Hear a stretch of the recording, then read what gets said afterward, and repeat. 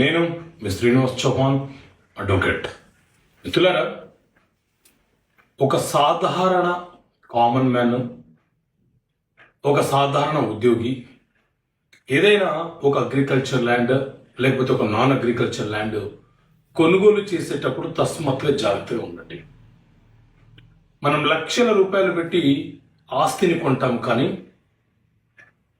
ఒక 10,000 రూపాయలు వెచ్చించి లీగల్ ఒపీనియన్ తీసుకోం, కానీ మనము నష్టపోయే ప్రమాదం మాత్రం చాలా ఎక్కువగా ఉంటుంది.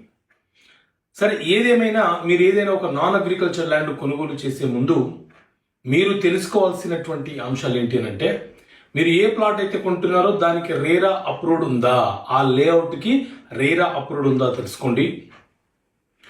మీరు కొంటున్నటువంటి సర్వే నెంబరు ప్రభుత్వ భూములకు సంబంధించిన సర్వే నెంబరా, పట్టా భూములకు సంబంధించిన సర్వే నెంబరా తెలుసుకోండి. FTL పరిధిలో